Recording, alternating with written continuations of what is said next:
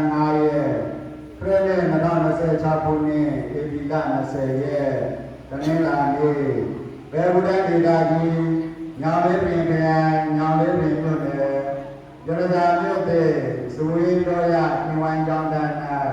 စေရင်ကျင်းပသောနိုင်ငံတော်အစိုးရသာသနာ့ဓမ္မစရိယဘုရားစိတ်တော်နှင့်အပြည်ပြည်ဆိုင်ရာထေရဝါဒဗုဒ္ဓတက္ကသိုလ်၌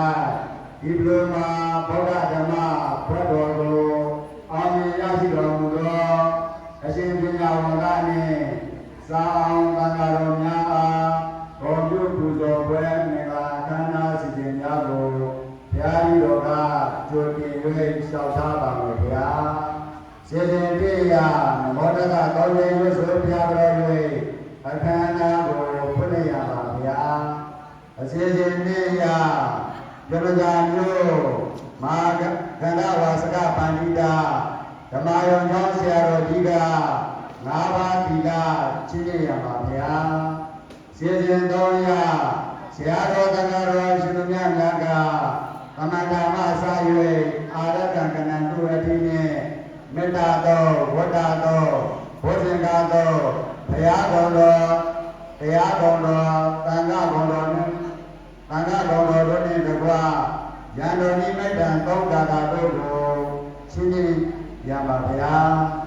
စေစဉ်လေးရညောင်လေးပင်မြို့တော်ရကြီးကျောင်းစာချဘုန်းကြီးဦးတည်ရရိယာကအရှင်ပညာဝန္တအရှင်ပြေစနိယအရှင်ညာနာဝန္တ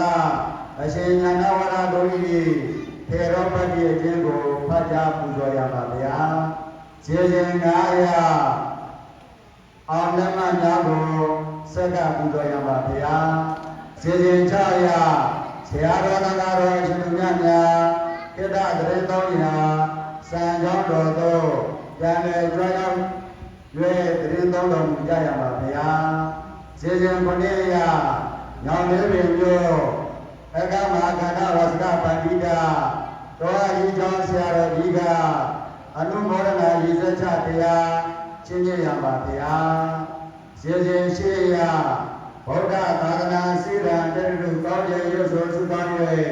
အခမ်းအနားကိုရွတ်သိမ်းရပါဗျာအစီအစဉ်9ရတရားချင်းမြတ်တော်မူသောဆရာတော်ကြီးနှင့်စာအောင်သံဃာတော်များကတရင်တော်ရာစံကြောင်းတော်သို့ပြန်လည်ကြွရောက်တော်မူကြရပါဗျာစေစဉ်30ရရွှေမိုးငွေမိုးများရွာသွန်းဖြိုးရပါဗျာတို့ပါရဲ့စေစဉ်1ရ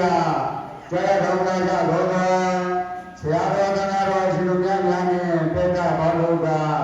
နမောတကတော်ကျေးဇူးဆွေဘုရားတော်၏အခမ်းအနားကိုဖွင့်လှစ်တော်မူကြပါမည်ကြောင်းဘုရားတော်ယုတ်တိလေးစားစွာလျှောက်တာပန်ကြားပါတယ်ဗျာ